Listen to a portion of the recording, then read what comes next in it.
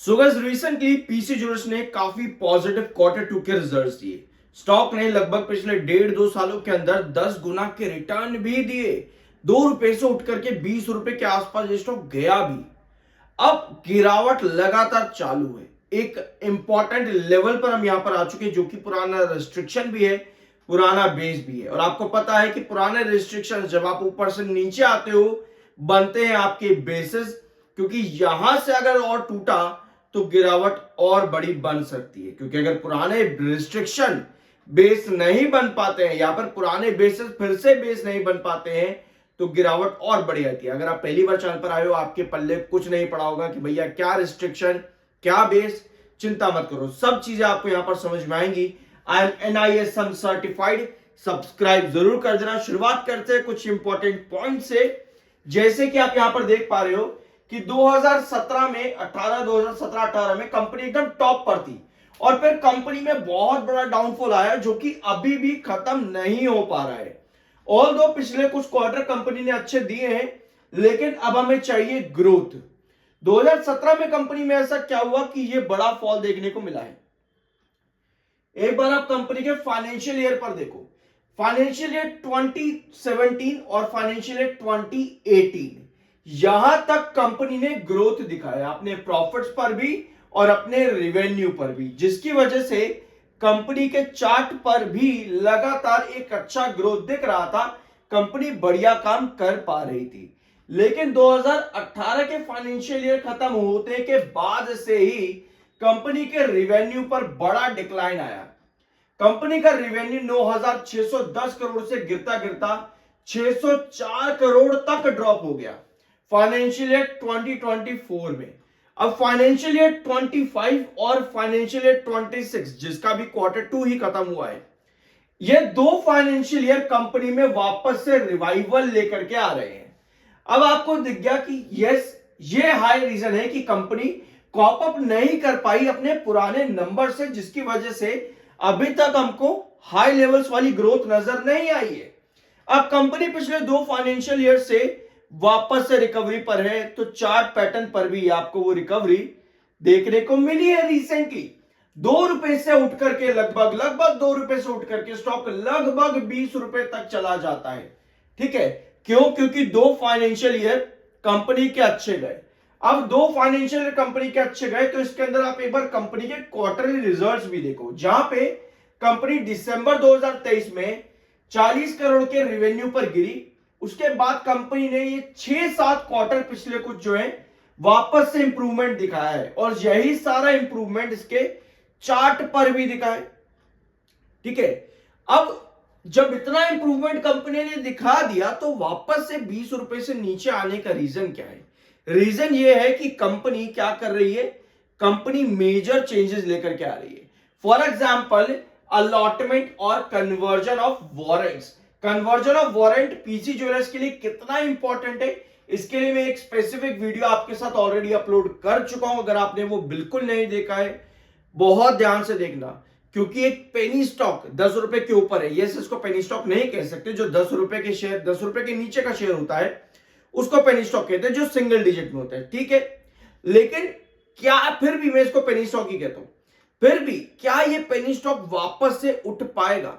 इसके लिए हमें चाहिए कि कंपनी अपने जिस भी प्रोसेस पर काम करे, जैसे कि वारंट अलॉटमेंट, ये प्रोसेस कंपनी का पूरा हो जाए।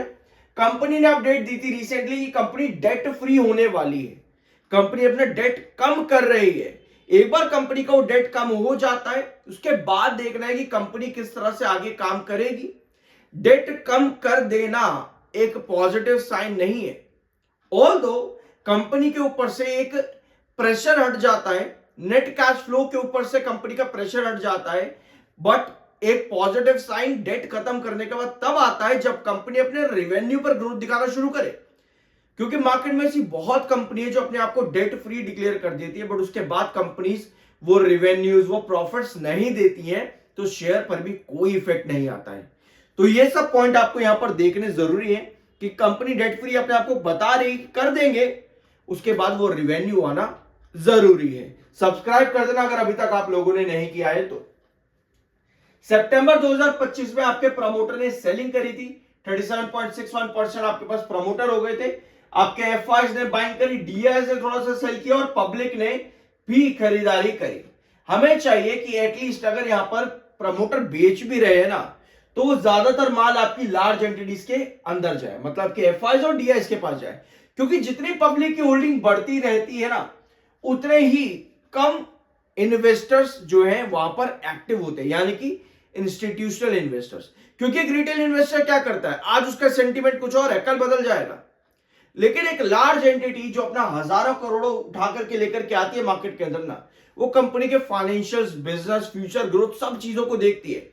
एक रिटेल इन्वेस्टर बस यही देखता है कि शेयर का रेट इतना कम है, भैया इतना हो जाएगा, चलो जी इन्वेस्ट कर दिया, 1-2 रुपए नीचे गिर जाएगा वो बेच देगा, वो कहेगा भैया बेकार कंपनी, पागल बना दिया कंपनी, बेवकूफ बना दिया।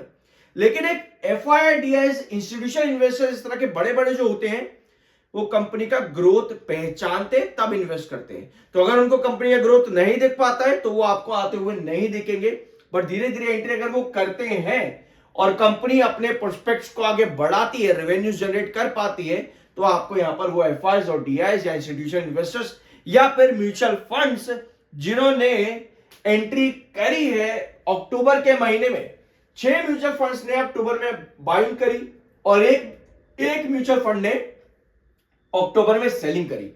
ओवरऑल जो चेंज आया है म्यूचुअल फंड्स के क्वांटिटीज के अंदर 88,925 क्वांटिटीज का चेंज है। एक बार देख लेते कौन कौन से नाम हमारे पास में, ठीक है, तो एक ही पेज यहां पर अवेलेबल है, सारे डाटा इसी पर ही है। मोतीलाल ओसवाल इन्होंने 1.11% क्वांटिटी खरीदी है, क्वांटिटीज बहुत कम है म्यूचुअल फंड्स की, तो म्यूचुअल फंड्स इतने एक्साइटेड नहीं है अभी यहां पर। तो देखते हैं आगे आने वाले क्वार्टर्स में या मंथ्स में म्यूचुअल फंड्स किस तरह से यहां पर अपना ओपिनियन या फिर अपना इंटरेस्ट दिखाते हैं। रिसेंटली कंपनी ने अच्छे क्वार्टर दिए। डेट रिडक्शन के बारे में कंपनी ने बताया कि फाइनेंशियल 26 के आखिर तक कंपनी डेट रिड्यूस कर देगी, खत्म ऑलमोस्ट कर देगी अपने आप को, मार्च 2026 तक खत्म कर देगी। और क्वार्टर 2 में कंपनी ने अपना डेट जो है 23% तक कम किया है, जो कि अच्छी बात है, ठीक है। फंड रेज की बात कंपनी कर रही है, वारंट जो अभी आपने देखा उसके अंदर वो भी है।